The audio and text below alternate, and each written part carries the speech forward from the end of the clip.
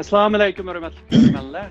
Ko'ryapsizlar Erkin Osiyo radiosi Uyg'ur bilimining nazar programmasi. Ben Alim.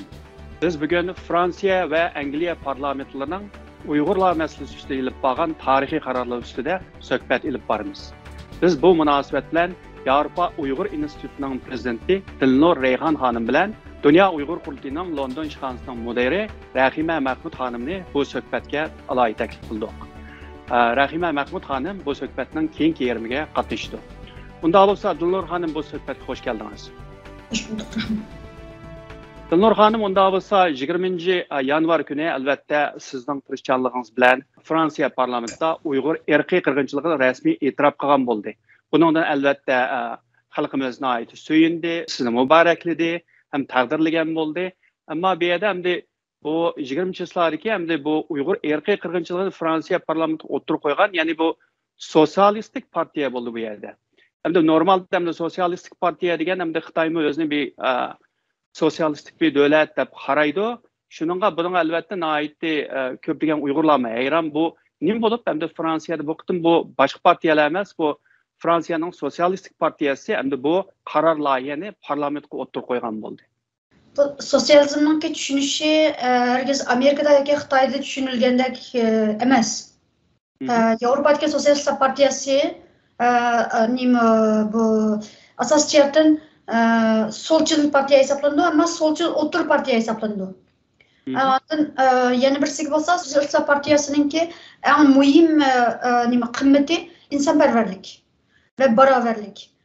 Fransiya'nın özünü epeysak, Fransiya'nınki sosyalistik partiyası bulup mu? Şu 2. Dünya Uruşu'nunki ahırlaşıda ve onun kiyin, ahırlaşkanın kiyin Fransiya'da bulup mu? Fransiya, tövün katlamdaki kişilerinki bulup mu? İşçilerinki ve umumi xalqninki ten beraber hukuktan paydalanış, şunlarla bulup mu? Kırmı tövellerinki şu barlıq devletninki barlıq yardımlardan umumi cihatdan beraber paydalana alışıga köp güçlerini qo'shgan. Şu an Sosyalistlar Partiyasininki Fransiya olib turishida qatqan kuchi intayin zo'r. Şu an bizning tushunchamizdagi Xitoyninki sotsializm bilan hech aloqasi yo'q.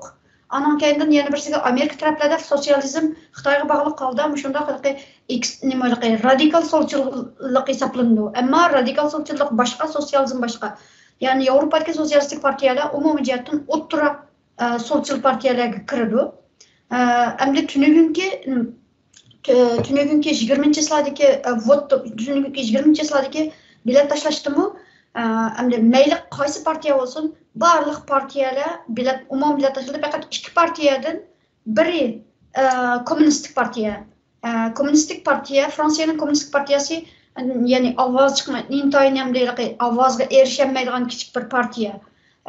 Bularniki ikkala parlament a'zosi maydonda botdi, naq maydonda botdi. Har bir partiya 10 minutdan so'zlashga huquqi botdi. Shunga kommunistik partiyaning Fransiya kommunistik partiyasininki bir nimasi vakili chiqib so'zladi.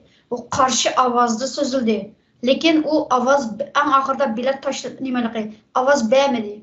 Lekin qarshi ovozmi bermadi. Ularninki ikki kommunistninki birisi bo'lsa ovoz berdi bizga. Qarshi ovoz bergan hech qanday partiya yo'q. Ammo ovoz bermagan birdan bir partiya Xitoy paras Mélenchon boshchiligidagi tiz tutmas Fransiya partiyasininki 4 a'zosi hech qaysi ovoz bermay abstensiyon, ya'ni ovoz bermay jim turib oldi. Albatta bu 20-yillardagi bu parlament so'zlagan chaqda mushu Emmanuel Macronning partiyasimi albatta bu qitimqi mushu Uyg'ur irqiy qirg'inchiligi ustida ilib borgan bu qaror loyihani qo'lida ham so'zladi. Sizningcha bu hukumatda turishliq bu partiya nima deb hozir hukumat o'zi jim turgan, sukut turgan bir chaqda bu masalada hukumat ustidagi bu partiya nima uchun parlamentda ochiq oshkora bilet tashlab qo'llashdan sir yana vakili so'z qilib buni qo'llaydi. Bultur biz başlagan vaqtimizda, biz yıl 5'de başlagan Avrupa Uyghur İnstituti şu Uyghur irqiy qirg'inchiligini Fransiyada e'tirof qilish projektini başlagan vaqtimizda bizni gapning rosti, hattoki bizni qo'llaydigan siyosatchilarga hech qaysi yaqin kelmagan. Chunki Fransiya xuddi Germaniyaga o'xshash Yevropadagi bu ikki davlat irqiy qirg'inchilikni davomli Yahudi qirg'inchiligiga bog'laydi va undan boshqa qanday qirg'inchilikdan neri qochadi bular. Yani xuddi u Yahudi qirg'inchiligini tuvallatib turganda boshqa qirg'inchiliklarni e'tirof qilsa, ishqilib intayin buniki va shu anga qadar tarixda, Fransiya tarixida toki hozirga qadar barliq yuz bergan irqiy qirg'inchiliklarning hammasini bo'layotgan chaqda og'zini jim tutib, bo'lgandan keyin pushmon qilib uni e'tirof qildi. Ermeniya qirg'inchiligini texi bugungi kunda e'tirof qildi. Ya'ni 100 yillar o'tib bo'lib, bir asr o'tgandan keyin. Ve hattoki Rwanda qirg'inchiligida Fransiyaning bevosita qo'li bor. Bevosita, ya'ni mas'uliyati bor va Rwanda qirg'inchiligi Sotsialistlar partiyasi Fransiyaga mas'ul bo'lgan chaqda va Fransiyaningki prezidenti Sotsialistlar partiyasidan bo'lgan François Mitterrand bo'lgan chaqda yuz bergan bir ish. Shunga Sotsialistlar partiyasiningki yuzidagi bir dog'. Biz ayni vaqtda Fransiyaning shunday bir jimjit turib olgan tarixi bo'lganligi uchun bizga nayta qiyin to'xtadi hech qanday masalan bizdan burun 7 davlat e'tirof qilib bo'ldi demokratik davlat. To'g'ri. Bu 7 davlatning hammasida bir yoki bir qancha parlament a'zosi o'tirib tushib, ta'sirlanib, bu ishni qo'liga elib, o'z Uyg'urlar bilan ko'rishib, Uyg'urlar bilan birlikda faoliyat qilib, lagerlar shahidlar bilan ko'rishib degandek o'zlari izlanib parlamentda chim turdi, o'tirib qo'ydi. Fransiyada bunday ish bo'lmadi. Fransiyada hammasi qochdi. Bunun ustiga Fransiyada biz Fransiya Uyg'urlari biz yangi 20 yil bo'ldi biz bu davlatga kelgani birinchi ankonlar va bu davlatdagi fransuz bo'lganlarimizmi nihoyatda oz. Yaqinda 4-oyning 5-ida Fransiyada prezident saylami bo'ladi. Prezident 4-oyda prezident saylami birinchi qitimliq aylanib bo'lgandan keyin ikkinchi aylanma 4-oyning oxiri bo'ladi va 6-oyda bir oy o'tgandan keyin 6-oyning 5-ida legislativ deymiz parlament a'zolari saylami bo'ladi. Shuning uchun bu dal saylam mezgili Fransiyaning shunday bir qaynam mezgiliga to'g'ri kelib qolganligi uchun birga hech qanday siyosatchi ustiga bu ishni yuklashni xohlamadi. Shunday bir ahvolda bizningki hamda qo'llanganimiz jamoat fikrini to'plash, jamoat ustidan, ya'ni Fransiya jamiyatida bizningki 3 yildan beri qilayotgan ishlarimizni bilsizlar, Fransiya jamiyatini biz qo'zg'ay olganligimiz uchun yana shu Fransiya yoshlarni qo'zg'ab, qaytadan ularni keltirib, oxiri bu huquqdagi partiya bir haftaning oldida texi yana nurg'un siyosatchilar huquqdagi partiya blok qilib o'tadi deb o'ylaydi. Agar huquqdagi partiya blok qilib o'tgan bo'lsa, bilet tashlashmi qilmaydi, bo'lmaydi, yuz bermaydi. Ammo bu huquqdagi partiya jamiyatning besimiga duch keldi. Biz jamiyatda mayli artistlar bo'lsin, mayli ta'sirchilar bo'lsin, million, yuz ming odamlar bo'lgan, egashkuchilar bo'lgan, ta'sirchilari va bizningki Fransiyaning 250 shaharda birdan Uyg'urlar uchun yoshlar guruhimiz bor. Her bir grupda o'nlagan yoshlar bor. Mushundaq 250 guruhdagi yoshlarni qo'zg'ab, ular orqali yana boshqalarni qo'zg'ash orqali butun hammasi 10 kun bo'ldi. Bu barliq parlament a'zolarini qo'yib bermadi 10 kundan beri. Her kuni ularga email avatadi. Biz email yozadigan emailni tayyorlab berdik. Mushuni avatinglar ustiga faqat ismini yozsanglar bo'ldi, o'zinglarning isminglarni yozsanglar bo'ldi deb. Aşının bilen ular minglagan, yüz minglagan emaillarni topshirib olib, hattoki ularning email boxlari blok bo'lib ketgan gap. Hattoki to'la topshirib olganligining sababidan va uning ustidan yana yoshlar ularga to'xtamay telefon qilib ishxonasiga saylam mezgili bo'lganligi uchun ularning hammasi qo'rqidi. Agar ularga yo'q desa, bir biletdan quruq qoladi. Uning ustiga yoshlar bizning kelgusimiz Fransiyada xuddi boshqa barliq demokratik davlatlarda yuz berayotgan bir o'xshashli bir ahvol. Saylamlarda adam yok. Bularning yoshlar yok. Saylamlarda hozir qatnashish intayin tuvan yoshlarning nisbati. Şu an barliq hammasini ko'zi yoshlarda.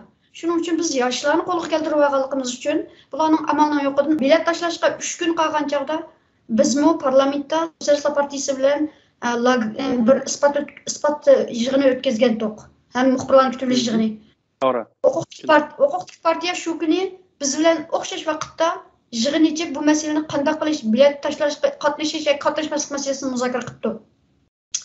qilib undan keyinidan shuningla oxiri jamiyatning besimi bek kuchli bo'lganligi uchun oxir qo'llashni qaror qildi. Bu bir sababi, ammo hammasi emas. Yana bir sababi bo'lsa, Fransiya boshqa davlatlarni bilmayman, boshqa davlatlarnikida parlamentida. Fransiyaning parlamentida qaror loyihasi sizning qanchalik ojiz yoki kuchli yezishingizdan qat'iy nazar qaror loyihasini. Buningki hukumatga haqiqiy bisim qilish qonuniy kuchi yo'q. Mayli qaysi mazmundagi bo'lsin. To'g'ri. Faqatla simvollik bir nimasi bor. Unda shunga agarda huquqli partiya bizninkini blok qilib o'tib yoki bo'lmasa qarshi ovoz berib yo'q qilib o'tgan bo'lsa, u chaqda biz bütün kuchimizni hozir prezident saylanib bo'lyapti.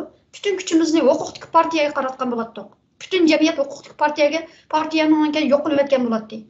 Shunga bular zixm ko'ymaydigan, kvapmi ko'ymaydigan bir usulni qo'llanib, bizni qo'llash orqali shuning bilan undan keyin bu hukumatning buning bilan aloqasi yo'q.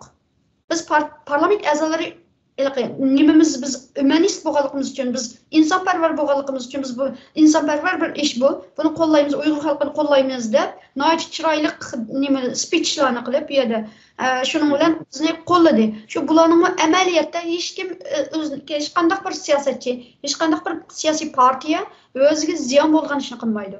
Bularning hammasini lekin sharoitni biz yaratganligimiz uchun, jamiyatning bisimi bekchong bo'lganligi uchun va oldimizda bizningki saylan bo'lganligi uchun oxiri sharoit oxir shuning bilan biz qozondik.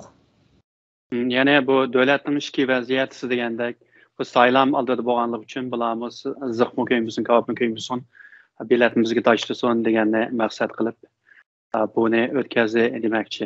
Unda bo'lsa sizningcha albatta bu hukumatga siz degandek Fransiyadagi yoshlar gruppasi siz abaytin degan nurg'un o'xshash bo'lgan artistlar bo'lsin, sportchilar bo'lsin, har yoqdan kelgan besim bilan bu Uyg'ur irqiy qirg'inchilik qaror loyihasini o'tkazgan bo'lsa, sizningcha hamda albatta siz obdan bilasiz, bu Xitoy hukumatining Fransiya hukumatiga parlamentda qanday besimlar bo'ldi bu ishning oldini olish uchun? Chunki Sotsialistlar partiyasi 11-oyda bizning talabimizni qabul qildi. Sotsialistlar gruppasi, ya'ni Sotsialistlar partiyasi deganimda partiyaning o'zi emas, parlamentdagi sotsialistlar gruppasi. Bularningki boshlig'i bilan oxiri oylar o'tgandan keyin oxir ko'rishaldik. Biz Yevropa Uyg'ur institutininki vakillari ko'rishib, undan ko'rishiblar darhol bularni ma'qul keltirdik. 11-oyning oxiri rasmiy holda jaka qildi bular. O'zlarininki nish parlamentariy deymiz, parlamentarian nish, ya'ni o'zlarininki qaror va qonun nim qilish tonishtirish kuni. Her Fransiya'nınki demokratiyasida öktici partiya gruppalarınınki her birisininki fakat bütün bir yılda fakat birlik günü buludu. Qalan günler huquqli partiyanın buludu. Şu Sosyalistlar partiyasınınki 2022 yıldaki niş yani karar ve kanun tanıştırış günü şu 1-ayın 20. günü idi. 20. günü idi. Şuna biz şu günge tayyorlik qildik. Ve onunla ma'qul dedi hamdi. 11-oyning oxiri ular rasmiy e'lon qilgandan e'tiboran Xitoy elchixonasi bularga qattiq besim qilgani boshladi. Bular bilan ayrim ko'rishib, hattoki bularga xat yozibdi. Buning oqibati anda bo'ladi, manda bo'ladi. Ikki davlatning munosabatiga Sotsialistlar partiyasi bizni azaldan qo'llagan, Xitoy kompartiyasi qurilgan joyda qo'llagan aqlay degandek shunday gaplar bilan. Ammo her bir partiyada mayli qaysi partiyalar olsun bir partiya emas. Men hamda tajribam orqali ma'lum bir partiyaga emas, shu partiya ichida har qanday bir partiyaning ichida bir insonparvar, haqiqatan insonparvarligini yo'qotmagan siyosatchilar bo'ladi. Sotsialistlar partiyasining ichida mening hamda hozir qadar ko'rganim va boshqa parlament a'zolari bo'lsin. Hamda shu Sotsialistlar partiyasiniki hozirgi boshlig'i Olivier Faure degan odam uningki shu haqiqatan qo'rqmaydigan, boshqa siyosatchilar qo'rqib zuvan chiqarmaydigan so'zlarda zuvan chiqara oladigan bir odam. Dadilligi bilan to'nilgan bir odam. Shunga men cho'qim shuni ko'rishni nim qilgandim, tirishgan. Haqiqatan u men bilan ko'rishib, bizning ekip bilan ko'rishib, bizning guruh bilan. Andan keyin bizningki argumentlarimizni anglagandan keyin shu zamotil dedi, qilamiz va buni oxirigacha qilamiz. Har qanday Xitoy hukumatining biz qilgan besimiga qaramaymiz deb va'da sizlarga va'da beraydi. Undan keyin birinchi qitimliq 12-yilning 15-kuni birinchi qitimliq isbotlash yig'ini o'tkazdik uning bilan. 4 soatga surildi bu isbotlash yig'ini birinchi qitimliqi va bor oxirida o'tirishdan tortib oxiriga qadar oxiriga boshqa parlament a'zolarining hamsi bir-birlab ketgan tudi. Uzun so'zlab ketdi. Ammo Olivier Faure oxirigacha o'tirib anglab, hattoki o'zininki Paris shahar boshlig'i bilan ko'rishadigan ishini mu keyniga surib, shunga bizga dedi, men sizlarga mishada va'da beray, men oxirigacha olib boraman shuni. Har qanday nima ish bo'lishidan qat'iy nazar deb va'da berdi bizga. Ondan bu yangi yilda absolut ketdi odamning. Absolut ketdi. Shuning bilan bu ishdan qilolmay qoldi-ku bir hafta. Bir hafta o'zining boshqa xizmatdoshlariga o'tkazib berdi bu ishni. Lekin biz uchun shu chaqda bilasiz, endi bu demakchi bo'lgan bu bir yildan e'tiboran g'alit ishlar yomonchiq yuz berdi bizga qarshi holda. Xuddi oldimizni to'silib turdi. Xuddi bir yilga rasmiy Turkiyaning bir kinosiga filmlariga o'xshash. Davomli chiqib turdi, bir ishni endi jumuqtirib tursak, yana bir ish ashunda qilib xuddi oldimiz shunchalik to'silib turdi. Andan keyin aram bir odamni bir rasmiy bir kuchli so'zlaydigan bir odamni qo'lga keltirsak, bu odamning ofistiga ketib, bu odam o'tirib chiqolmadi. Chiqamashonlar ko'nglimiz yerim bo'lib shunda qilib tursak, yaxshi bu odam darhol yenib keldi. Yenib kelib qo'li qayta oldi ishni. Mana shunda haqiqatan bularga Xitoy hukumatı faqat bularga emas, andan barliq parlament a'zolariga. Men dedim-da, ikkinchi qitimliq anglash, isbot anglash yig'iniga kelgan parlament a'zolarining soni intayin oz. Biz shuncha kuchab boshqa davlatlardan lager shohidlarini akilib, mushularni o'rinlashtirib, har bir parlament a'zosiga birdan-bir xat yozib taklif qilib qilgandik. Shunda az parlament a'zosi kelibdi, mening ko'nglim yerim bo'ldi. Shundan keyin qarang Olivier, men biz shuncha qilsak kelgan parlament a'zosi shunchalik deb boshladim. Desam, u qopab, "Yilni ish vaqasi ko'nglingiz yerim qilma. Bilasiz, Xitoy hukumati milliard pul xarjlaydigan bo'lsa, har birisiga ayrim pul xarjlaydi" deb boshladi. Ya'ni to'g'ri. Biz yenimizda bir tiyin yo'q, milliard pul xarjlaydigan bir dunyoninki ikkinchi kuchli davlatiga qarshi qozondik, ya'ni bu haqiqatan oson ish emas. Fransiya parlamentda 20-yanvar o'tgandan keyin Fransiya yana 8-davlat bo'lgan bo'ldi, yana parlamentda yana Uyg'ur irqiy qirg'inchilikni e'tirof qilgan. Garchi bu qonun loyiha bo'lmay qaror loyiha bo'lsa-mu, albatta buning Fransiya hukumatini majburlaydigan qonuniy kuchi yo'q. Siz degandek bir simvol xarakterlik bir harakat bo'lsa-mu, parlament tarafdan ilib bo'lgan. Xitoy hukumati albatta bu o'tgan zamonlam Xitoy tashqi ishlar ministri buning qattiq noroziligini bildirdi. Sizningcha, garchi bu simvol xarakterlik bir e'tirof qilish bo'lsa-mu, ammo Fransiya albatta Birlashgan Davlatlar Tashkilotining, ya'ni Xavfsizlik kengashining 5ning biri. Hozir uningdagi Amerika, Angliya, Fransiya, 3 g'arbiy davlat, qolgan ikkisi Ruslan, Xitoy bo'lsa, bu 3 davlatning Amerika hukumat ham davlat majlisi bu 3 davlatning parlamenti e'tirof qilgan bunda bir vaziyatda sizningcha buningki Xitoyga bo'lgan besimi qanday bo'ldi deb o'ylaysiz? Xitoy hukumati shu zamonda nima bayonot e'lon qilib maqtdi. Albatta o'xshash shaklda biz biladigan bayonotlar darhol norozilik, e'tirozlarni bildirib, buning yolg'onchiligi, bularningki nima bo'lganligi hamdamda bo'lganligini bildirib.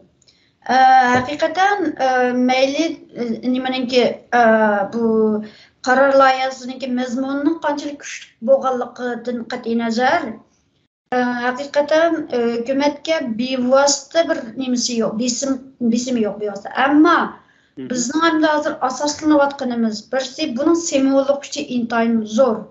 Simvollik kuchi intayin zo'r. Biri. Ondan yana biri bizning ta'limimizga va ta'laysizligimizga Fransiyada bu ishninki bo'lishi, vujudga chiqishi siyosatchilarning kuchi bilan emas, jamiyatning kuchi bilan bo'lganligi uchun biz jamiyatning kuchi bilan yana hukumatga qarshi shiltalaymiz.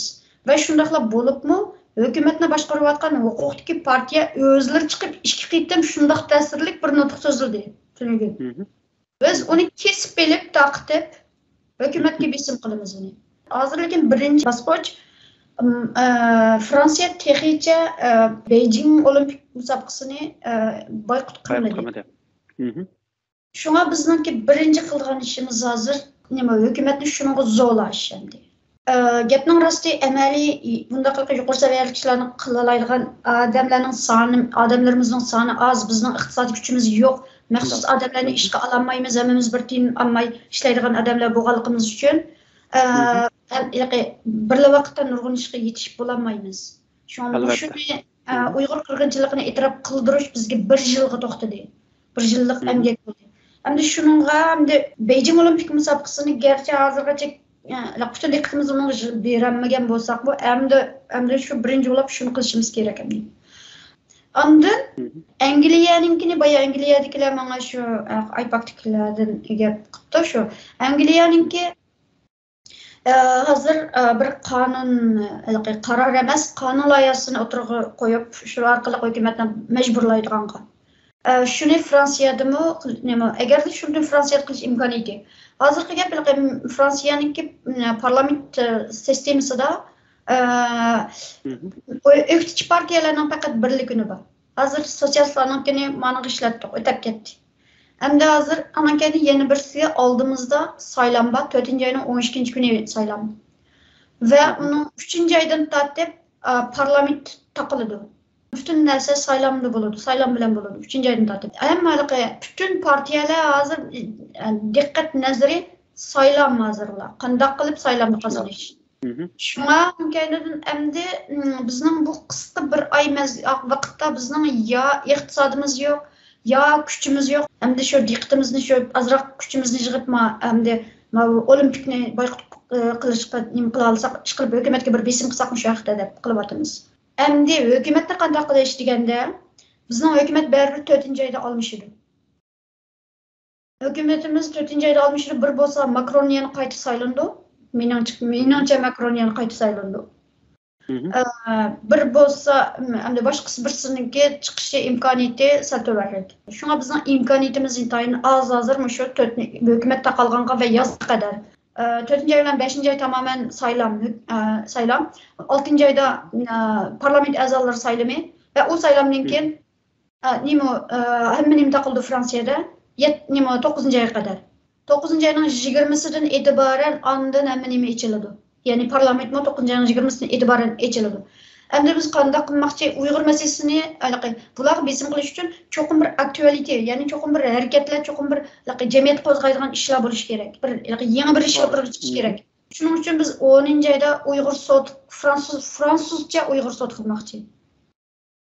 Va shu orqali qaytadan jamiyat besimini, ya'ni jamiyatni qayta chunki yoshlarni qo'lga keltirish uchun ularga yangi bir mission berish kerak, vazifa berish kerak-ku. Her bir yaş o'zini bir ish qilayotganda kesib kelish kerak. Bu Uyg'ur masalasida bu yoshlar 17 yoshlik, 15 yoshlik yoshlar o'zlarini xuddi Uyg'ur xalqi uchun bir hissa qo'shayotganda bir hissiyatda. Shunlar ajoyib aktiv. Va bu qitimki g'albim, har qitim bir kichik g'albimiz bo'lgan chog'da, masalan, Huawei'ga qarshi xeyli ko'p nimalarni keltirdik degandek. Har qitim yoshlarga rahmat aytamiz va yoshlar o'zlarining shu ishni qilganligidan ajoyib faxrlanib, texnik kuchli nima qiladi, yinimizga keladi. Shunga maqsad yangi bir vazifa berish kerak bularga. Har qitim o'ylash kerak, qanday vazifa beramiz, yangi qanday ishni ijod qilishimiz kerak. Ijod qilish kerak. Da'vo, men faqat shu 3 yildan beri har qanday da'vo bo'lsin, mayli nima da'vo bo'lishidan qat'iy nazar, har qanday lobby bo'lishidan qat'iy nazar, ijod qilish kerakligini tushundim, ya'ni.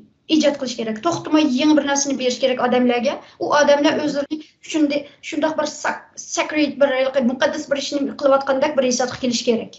Endi bizning maqsadimiz yangi hukumatni qanday besim qilish masalasida shu biz endi shu 10-oyda Uyg'ur sotini barliqqa keltirish orqali fransuzcha. Shu orqali besim qilmoqchimiz hukumatga endi. Albatta bu 20 yanvar günü Fransiya 8-ci dövlət bo'lgan bo'ldi.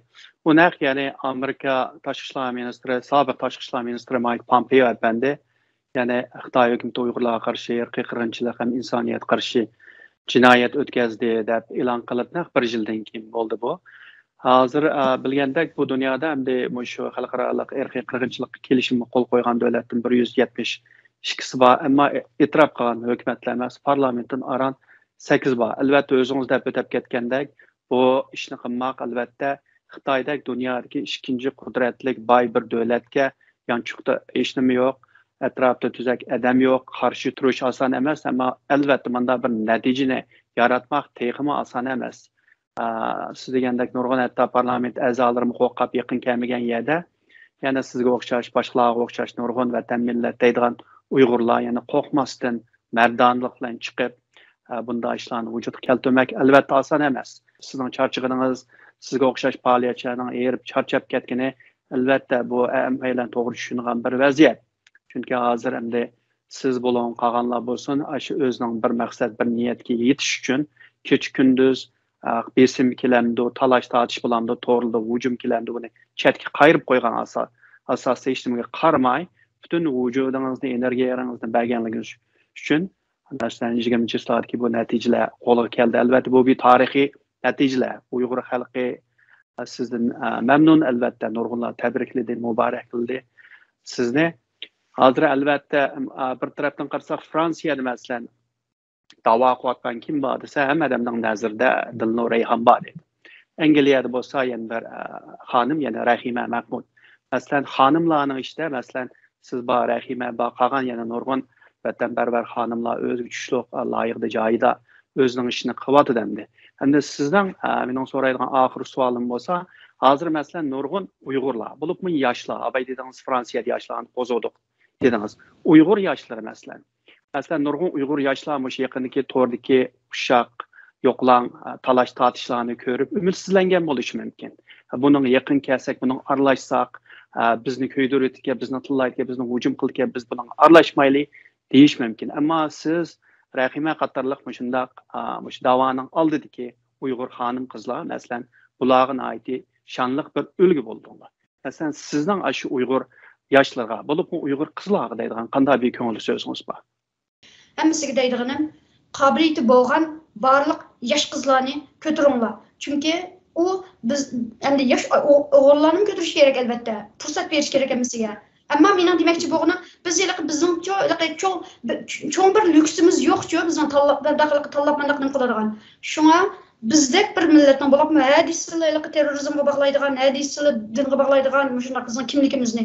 Bu shunday bir ahvolda agar biz o'zimizni haqiqiy ko'tara olamiz, da'vorimizni yuksak bir o'ringa akilib, ashlarni qoyil qila olamiz desak, biz o'zimizning qanchalik bir yuqori fazilatli millat, ya'ni fazilatli deganimda qobiliyati bolaning mayli kim bo'lishidan qat'iy nazar ko'taradiganimiz. Bizning bilimga, qobiliyatga e'tibor beradigan bir millat ekanligimiz. Shuni va insonparvarlik va millatparvarlikka e'tibor beradigan millat ekanligimizni ko'rsatishimiz kerak va bugungi kunda xuddi hammanglar biladigandek, uni hech kimga o'rgatmayman, hamma odam biladi.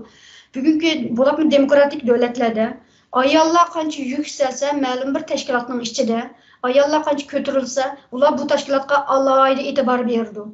Va ayni vaqtda Kurd masalasida mening deb qo'yganim, Kurd masalasida Amerika va Yevropa bo'lish sifati bilan Yevropadagi davlatlarning sholning eqib ketishiga sabablardan birisi Iroq Kurdlari hadab ayol soldatlar va ayollarning qanchalik jamiyatida muhim o'rinlarda ekanligini ko'rsatishga tirishib keldi.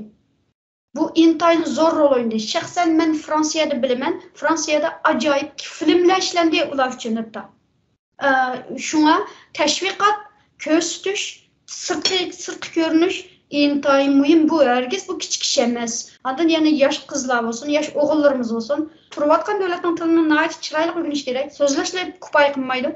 Yuqori saviyada so'zlashni o'rganish kerak. Bizning atrofimizda sap hammasi yosh 20-30 yoshdan tuvan bolalar. Fransiyada 30 yoshdan bir tuvan bir fransuz yosh, Uyg'urni bilmaydigan yosh yo'q. Ama yosh vaqtingizda foyda manfaatni o'ylamaysiz, ko'zingizga ko'rinmaydi. Siz nihoyat idealist, yosh vaqtingizda nihoyat idealist bo'lsiz. Va sizni agar ozroq ko'p desa, uchib shu uchun hayotingizni bersiz. Shunga biz meningki tashkilotlarim deydiganim shu, yoshlarga fursat beringlar. Ondan yana birisiga albatta nurg'un tashkilotni to'g'ri tushunaman. Bizning yoshlarimizgacha tuzuk o'qiganlar yo'q. Adabiy shu davlatning tilini adabiy so'zlaydiganlar ko'p emas.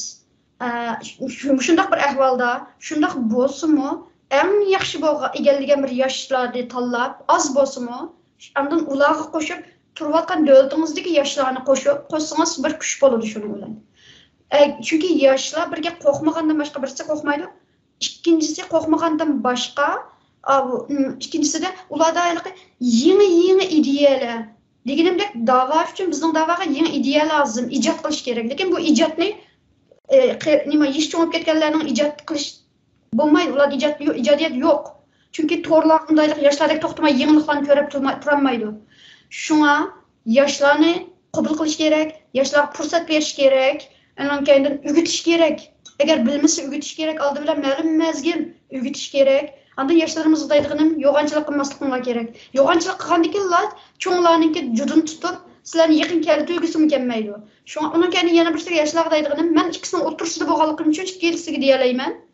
Bizning cho'nglarimiz yillar bo'yi 20 yildan beri yillar bo'yi mayli qanday natijaga erishmagan bo'lsin, hayotini shunga badi. Shunga ularni hurmat qilishimiz kerak. Cho'nglarni. Anan keyin yana birisiga men 3 yildan beri nurg'un ishlarni qilayotganim uchun cho'nglarni hargizlar undan keyin bir tiyinga arzimas qilaversam bo'lmaydi. Shunga bizning yoshlarimiz hargiz yangi chiqiblar sizlarga qanchalik ishni qildim deganini cho'qim o'ziga qo'yish kerak. Hamma odam mayli yosh olsin, qari olsin, aynakka qarab beqat men nima ish qildim, qanchalik ish qildim ma vaqt qadar deganini qo'ya olish kerak. Ondan o'zini sal besib oladi odamlar. Mayli cho'nglarimiz olsin, mayli kichiklarimiz olsin. Shunga yoshlarimiz, men yoshlarni intayin ilhomlantiraman. Ularni cho'qim tarbiyalashimiz kerak. Lekin yoshlarimiz kallanglarda bir ish bo'lish kerak. Qanchalik ish qildim? Shilting atmanglar. Chunki shilting atqidek hech bo'g'ni yo'q. Bizning davlatimiz ozod o'g'ni yo'q. Hech qaysimizning shilting atqidek bir nima tog'ni talqon qilib o'tmadik. Sizlar texim shundoq. Sizlar texi nima bilmadinglar? Texi hayotinglarni berganinglar yo'q. Shuning uchun, ammo cho'qim sizlarda ideya bor. Cho'qim bor sizlarda. Shu ideyani o'tirib qo'yish uchun o'rganishinglar kerak. Chunki unda ko'chadagi gapinglar bilan bir da'vo oldiga surilmaydi. Shuning uchun cho'qim o'rganishinglar kerak. O'qishinglar kerak, kitob o'qinglar, so'zinglarni chiroyli adabiy qilish qitirishinglar shu davlat turayotgan davlatinglarning tilida. Chunki Uyg'urni hammamiz bilamiz, menga olim kamga yana boshqa birisiga Uyg'urcha bizga vazn nasihat qilishinglarning qat'iy yozilishi yo'q. Bu so'z cho'nglarga ham kichiklarga o'xshash. Hech qaysimizning vazn nasihatga vaqtimizmi yo'q, qulluqimizmi yo'q, ehtiyojimizmi yo'q. Uyg'urlar bir dardimizni bilamiz. Shunga cho'qim turayotgan davlatimizning tilini adabiy shaklda o'rganishimiz, uning kaynidan da'voni yuksaltira olamiz. Yana birisiga bo'lsa, o'rganishinglar kerak. Chunki qo'sqinlarda umash yo'q, yashab qolganliginglar uchun sizlarni ishlatishga bo'lmaydi. Shunga umash qilishinglar kerak. Mana mening deydiganim shu. Sizga ko'p rahmat Dilnur xonim bugun bu ziyoratni qabul qilganingizga. Rahmat sizga. Davsa Rahima Mahmud xonim, bu suhbatimizga xush keldingiz. Xush bulduk. Rahima xonim bu 20 yanvar kuni Fransiya parlamentida ya'ni Uyg'ur irqiy qirg'inchilik qaror loyihasi o'tgan bo'lsa, shuning bilan bir vaqtda sizlarning Angliyaning parlamentida bu Uyg'ur irqiy qirg'inchiligini parlament e'tirof qilib qo'ygandan keyin ikkinchi qadamda ya'ni hukumatni majburlab bir harakat qilish to'g'risida bir qaror loyihasini o'tirib qo'ydi ham u o'tdi. Bu qaror loyiha qanday qaror loyiha? U o'tgandan keyin nima roli bor u qaror loyiha? Ko'p rahmat. Bu qaror loyihaninki asosliq mazmuni Angliya hukumatining shu hozirgi Uyg'urlarga Xitoy hukumatiningki elib berayotgan qirg'inchiligi bo'vatamdi va qanchalik ig'ir xatari bor. Mushuni 2 oyning ichida tekshirib chiqishi. Chunki o'zingiz bilsiz, Angliya parlamenti oldingi yili bu Xitoy hukumati Uyg'urlarning ustidan qirg'inchilik olib beryotdi degan bu o'tib bo'ldi. Hamda Uyg'ur sotimi yaqinda bu qirg'inchilik bo'lyotdi deb qonuniy bir qaror chiqadi. Ammo Angliya hukumati hozirgacha sukutda. Irqiy qirg'inchilik jinoyatga qarshi bir harakatga o'tmadi. Hamda bizningki shu xizmatimizningki birinchi qadami shu hukumatni qanday qilib harakatga o'tkazish. Harakatga o'tishdagi asosliq bir nima hozir Angliya hukumatiningki burunqidaklam yana bu xalqaro soti bir taraf qilish kerak, xalqaro sotidan qaror ilinish kerak degan shu so'z bilan hech qanday harakatga o'tmayotdi. Ammo xalqaro qonunlarga asosan har bir hukumatningki o'zining shu bir davlatda qirg'inchilik ilinib beryotdi degan şundaq bir qarar chiqqandan keyin mayli u xalq soti bo'lsin, mayli parlament bo'lsin, davlat o'zininki tekshirish majburiyati bor. Ish bo'lmaganda buni tekshirish majburiyati va davlat o'zi qaror berishi kerak. Shuning uchun tunugunki bu motion, ya'ni harakatga chaqirish bu faoliyat asosliq parlamentda parlament a'zolarininki hukumatni 2 oyning ichida Uyg'ur rayonida, ya'ni Sharq Turkistonda Uyg'urlar va boshqa musulmonlarning ustidan Xitoy hukumati qirg'inchilik elib beryapti yoki qirg'inchilik elib berish xatari intayin ig'irmi? Ya'ni bu qizil siziqqa keldimi, qizil siziqdan o'tdimi? Mushuni bir javobini berish kerak degan shundaq bir nima o'tdi. Ya'ni bütün ish qandaq bir qarshilik yo'q, bir ovoz bilan hukumatni mushu risk assessment deydi, mushu xatarni tekshirish nimasini oldi. Ora, ya'ni Xitoy hukumatining hamda Uyg'urlarga qarshi elib berayotgan irqiy jinoyatning shu xatarini yo xavfini shu bir baholab chiqish, bir ko'rib chiqish. Unda bo'lsa, Rahima xonim bu tuniga Angliyaning parlamenti o'tgan bu qaror loyihida albatta hukumatga 2 oy vaqt berdi. Bu 2 oyning ichida hamda hukumat cho'qim shunday qilishi majburmi yo qilmasimi bo'ladi? Agar qilmas qanday bo'ladi? Normalda Angliyada bo'lsin, mayli har qanday demokratik davlatlarda parlament a'zolarininki ilingan qarorini hukumat bununla sal qarmaydi. Shuning uchun nurg'un ishlar, masalan, qonunlarning tuzilishi mushu parlament a'zolarininki chaqiriqi bilan, birlik ovozi bilan, ko'p sondagi kishilarninki ovozi bilan ilindi va buni ijara qiluvchi hukumat. Shuning uchun 2 oyning ichida deb vaqt berdi. Cho'qim 2 oyning ichida buni xabar berdi deb bir nim deyolmaymiz, ammo hukumat majbur. Bununla cho'qim javob berish kerak. Balkim hukumat nurg'un sabablarni ko'rsatib, 2 oyning ichida biz javob berolmaymiz, bunchalik vaqt lozim deyishi mumkin. Ammo hozirgi parlament a'zolarining talabi 2 oy ichida bununla javob berish va javobni bergandan keyin agar hukumat mushundaq bir qirg'inchilik bo'lish mumkinchilik va bo'lishining ig'ir xatar borligini o'zi qabul qilsa, uningdan keyin mushu irqiy qirg'inchilik qonuni orqali o'zininki majburiyatini ijro qilishga majbur qoldi. Bu 20-yanvar kuni, ya'ni Fransiyada Angliya parlamentida, 2 yil parlamentda Uyg'urlar tarixiy ahamiyatga ega Uyg'urlarga munosabatli kichik qaror loyiha chiqdi albatta. Bu Angliyadagi bu qaror loyihining tonishtig'ini yana parlament a'zosi Nusrat G'ani xonim bo'ldi. Shundaq-ku siz yaqindan taniydigan, ya'ni yaqindan beri ishlab kelgan bu qaror loyiha chiqarishdan burunmi Nusrat G'ani xonim bilan ko'p aloqada bo'ldingizmi bu to'g'risida?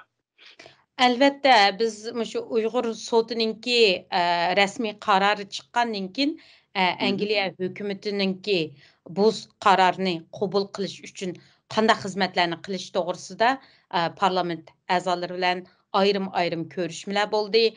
Albatta Nusrat G'ani xonim mushu Uyg'ur masalasida Angliya parlamentida eng aktiv xizmat qilayotgan bo'lganligi uchun ham mushu Interparliamentarian Alliance, ya'ni parlament a'zolari birligininki muhim bir parlament a'zosi bo'lganligi sifati bilan bu motionni, ya'ni mushu harakatni boshlashga aktiv o'zi buni ustiga oldi.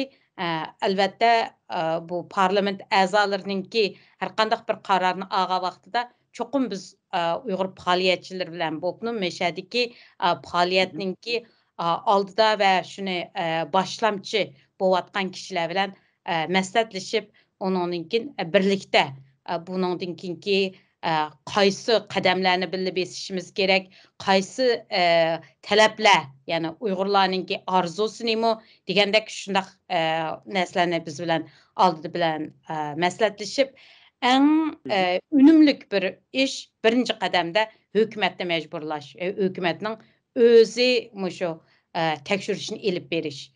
Şunun üçün motion nurgun görüşmeler ve məsləhətlərdən keyin ilinğan bir qarar. Lekin bu Angliya hökuməti əlbəttə hazırlıqca Xitay hökumətinin Uyğurlarga ilib barıyatqan cinayətlərini irqi qırğınçılıq deb etiraf qılmagan bolsunmu, amma Angliya hökuməti Amerika hökuməti yəni Beijingdəki bu qışlıq olimpikni diplomatik boykot qılmaz deb jakalangandan keyin Angliya hökuməti şunu oxşaş şəkildə məşə Xitaydakı kişilik hüquq məsələsi səbəbindən diplomatik boykot qılğanlığını elan qıldı. Bir tərəfdən yəni Angliya hökuməti bu Xitay hökumətinin Uyğurlarga qarşı elib beriyotqan cinayətlərini irqi qırğınçılıq demismi etiraf qılğanlığını bildirgan şəkildə boykot qılğan boldu. Sizningcə bu hazır Angliya parlamentiki bu 20 yanvardaki bu qarardan keyin, qarar layihədən keyin həm Angliya hökumətinin özünün işki cəhətdə biliş səbəbindən sizningcə bunun keyinki qədəmlər hökumətni məyli özü xalab qısın yoki parlament tərəfindən məcburlab bəzi bir hərəkətlərini ilib bağırsın. Sizningcə ikinci qədəmdə yəni nima narsalarni qılğılı boldu məsələn hökumətnin yəni bu irqi qırğınçılıqni etiraf qilishida. Əmdi hazır Angliya hökuməti nurgun başqa demokratik dövlətlərə oxşaş asas cəhətdə nəhayət bir kəskin bir qarar qılmadı Xitayğa qarşı. Bunun üçün nurgun parlament əzaları her gündegidek parlamentdeki talaş tartışlarda bunu oturğu koyuvatıdı. Faqatlam Uyğur meselesi emas, mesela Hong Kong meselesi bolsun, Tibet meselesi bolsun. Bu cəhətdə parlament əzalarınınki bolubmu, muşa hazırqı hökumət parlament, konservativ partininki, köp sandiki bula hökumətə besim qıvatıdı. Bunun əmdi nəticəsi menimcə hökumət hazır məcbur qıvatıdı. Məsələn, şu olimpik boykot qilishki en başta parlamentdən şundaq bir motion ötgəndən keyin nurgun besimlar bilan en axırda məcbur qaldı hökumət. Əmdi bu konservativ parti hökumət bopmu şu David Cameron'dan vaxtıdan tatıb Xitay bilan nurgun cəhətlərdə anayeti yaqın münasibətlər, diplomatik münasibət, iqtisadi münasibətlər boğallığı üçün bıraxlam onlardan yüz örüş nime təsbih olatıdı. Şunun üçün hazır şu millet vekilleri arqılıq köp sandiki kanun tüzgüçülər muşularının besimi arqılıq hökumətni oxşumağan qararlarını yəni Xitayğa qarşı şu qararlarını elişiğə məcbur qıyvatıdı. Menimcə bu qədəm Amerikaga oxşaş en axırda əməlgə aşıdı deb ümidim var mənim. Bu hazır əlbəttə Amerika hökuməti həm də 2 il məbəyində Uyğurlar münasibətlik 2 qanunni çıxarğan boldu. Lekin birisi həm də Amerikadakı Uyğurlarning hüquqini qoğdaş bolsa, ikincisi əlbəttə Uyğur məcbur əmgəkinin aldını eliş qanununu bir ay boldu bu qanun qol qoyulğılı Amerikanın prezidenti Joe Biden tərəfindən. Bular əlbəttə Xitayğa bolğan besim bolub iqtisadi zərbinə aid güclənən boldu. Angliyada qalan dövlətlərdə əlbəttə bunda bir qanunlarının çıxını yox. Amma şu tünügənki məsələn şu parlamentdəki münazirədə ya ilgirimi şu Angliya hökumətinin şu Uyğurlar tərəfindən işləb çıxarılan məcbur əmgək səbəbindən işləb çıxarılan şu tovarlarını Angliyada çəkləş doğrusunda köp bir münazirələr boldu. Sizningcə bunun kəlgüsü qanday bo'lishi mümkün deysiz? Angliya hökuməti bəlkə bunu çəklishi mümkünmü icraatını oylaganda? Menimcə çoxum çəklaydı deb oylayman. Bu faqatlam vaqt məsələsi. Hazır misalga Dünya Uyğur Qurultayı şu Angliya hökumətinin tamboş sotqa bədiq. Məsələn, yuqur soti bunu şunçilik qısqa vaqtning ichida qabul qildi arzini. Şunun üçün hazır hem qanuni cəhətdən qıstavatımız, hem hökumətninki özünün parlament əzaları arqılıq hökumətə besim bovatıdı. Bundaq şəraitdə menimcə bu faqatlam vaqt məsələsi deb oylayman. Angliya özününki şu Avropadan çıxıb ketgəndən keyin Angliya işki cəhətdimi nurgun məsələ boğallığı üçün bu işlər biraz asta boğatıdı. Çünkü yeni birisi Angliya hazır Avropadan çıxıb ketgən bilanmı, yəni Avropa Birliğinin qaroriga qaraydi. O'xshash bir qadamda ipmansaq degan ashunaq nemisi bor. Misolga o'tganda 4 Xitoy amaldorini jazo bergandimi, Yevropa birligining bilan birlikda bir kunda e'lon qilindi. Misolga shuning uchun bu Angliyaningki nurg'un vaqtdagi qarorlari hozir Yevropadan chiqib ketgan ayrim bir davlat bo'lgan bo'lsa-mu, nurg'un yillar ko'plagan qarorlarni bo'lma xalqaro qarorlarni shu Yevropa davlatlari bilan birlikda olganligi uchun buning kechikadigan nemisi normal kechikishi. Hozir Angliyaning sobiq tashqi ishlar ministri Dominic Raab Uyg'ur masalasiga ko'ngil bo'lgan bo'lsa-mu, u sal keyinroq turib Uyg'ur masalasini o'tirib qo'ygan bo'ldi, ammo bu yangi ayol, ya'ni tashqi ishlar ministri chiqqandan keyin, garchi ochiq oshkor holda Xitoy hukumati Uyg'urlarga qarshi irqiy qirg'inchilik ilib bordi demagan bo'lsa-mu, o'zining ichki shaxsiy nutqlarida endi Xitoy hukumatining Uyg'urlarga qarshi irqiy qirg'inchilik ilib borganligini yaqinda e'tirof qildi matbuotlarning ba'zi buni. Sizningcha bu yangi tashqi ishlar ministrining chiqishi bilan hukumatning siyosatida qadam-qadam o'zgarish bo'ldi deb qaramsiz? Liz Truss'ninki chiqishi albatta meningcha bizga bir foydasi bor deb o'ylayman. Ammo buningda yanalam Boris Johnson, ya'ni hukumatninki ko'p sondagi ministrlari qanday ko'z qaraydi buningga. Hozir o'z vaqtida Liz Truss tashqi ishlar ministrligi sufiti bilan emas, o'zi bir ministr sufitida degan so'zi bilan hozir endi rasmiy tashqi ishlar ministrligi bo'lgandan keyin ochiq oshkora bu o'zining ko'z qarashini hozirgacha dapoqini yo'q. Shuning uchun buning cho'qim bizga foydasi bo'ldi degan bir ko'z qarashda emas, ammo mushu bizningki talablarimizga akilish uchun nurg'un besimlar orqali bularningki eng oxirida mushu Xitoyga qarshi nurg'un qarorlarni chiqarishiga asosiyatdan ishonchimiz bor. Nimishki degan vaqtda ko'p sondagi parlament a'zolari biz tarafda hozir. Xitoy hukumatining sobiq elchisi Liu Xiaoming, ya'ni bu Angliyada vaqtida bu qattiq qo'lliq bilan bir diplomatik bir munosabatni tutgan Angliyada. Uni almashtirgandan keyin yangi kelgan elchisi bilan hozir Angliya hukumatiga kelayotgan besim masalan yangi elchidan. Keyin yaqinda bu Angliya parlamentida bir Xitoy josusining chiqishi degandek bu ishlar sababidan sizningcha hozir Angliya hukumati borgan sari Xitoyning besimiga qarshi teqim tik turib, Uyg'ur masalasi teqimi chinroq tura oladigan bir yerga keldi deb o'ylamsiz? Meningcha bu yana osti qadam bilan bo'lyotdi. Albatta bu sizning deganingizdek bu Xitoy jasusninki bog'liqninki oshkorlanishi bo'libmi, ya'ni shu MI5 dan kelgan bundaq bir ogohlantirish, ya'ni bundaq bir ogohlantirish albatta hukumat buningga nihoyatda jiddiy qaraydi. Chunki bu normal bir shaxslardan yoki hukumatning ministrligidan emas, davlat o'zininki istixborotdan bundaq kelgan bir bo'lgandan keyin meningcha albatta buning ta'siri bo'ldi. Hamda bu Hong Kongda bo'layotgan o'zgarishlar, chunki Angliya o'zi Hong Kongni vaqtida qonun bo'yicha ularga qaytarib bergan va nurg'un kelishmalar bor, ammo Xitoy bu kelishmalarga hech qanday hurmat qilmadi. Shuning uchun bu Hong Kong masalasimi Xitoy hukumati bilan Angliya hukumatiningki oralig'idagi nurg'un jiriklashish va nurg'un qarorlarni elish nimasiga majbur qildi. Hozir nihoyat ko'p Hong Kongliklar Angliyaga yetib keldi.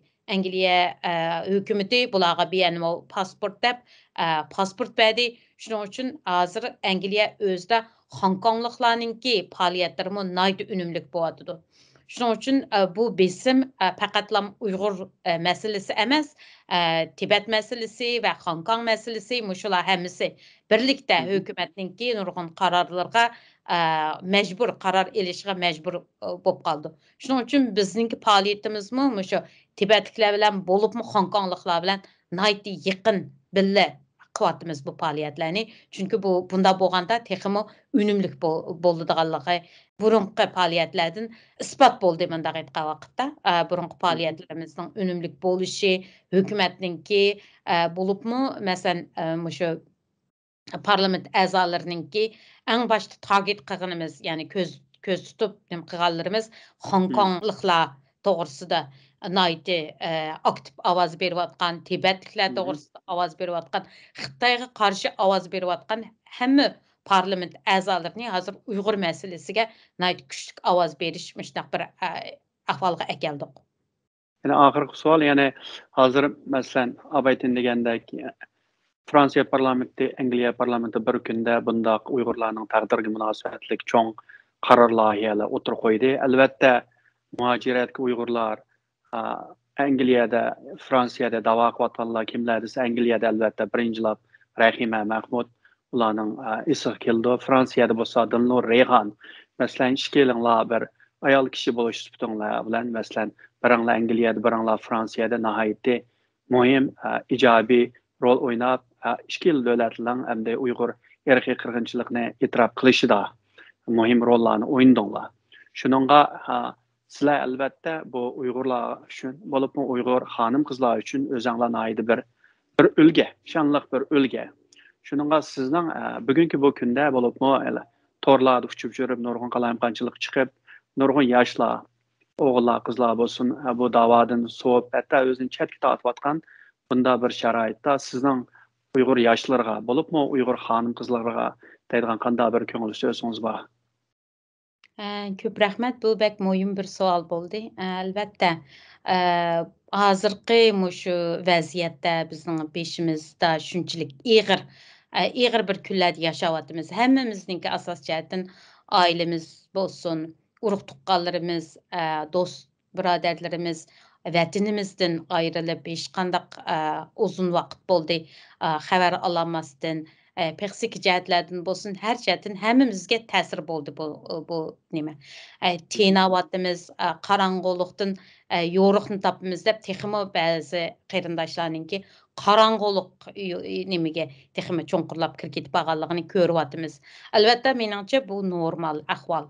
Ama masalan shu Dilnur bo'lsin, mayli men bo'lay, ya'ni nurg'un xalqarada ayollar bo'lsin, erlar bo'lsin, shu da'voning oldida ta'sir ko'rsatayotgan, ya'ni dunyo siyosatiga ta'sir ko'rsatayotgan shaxslar.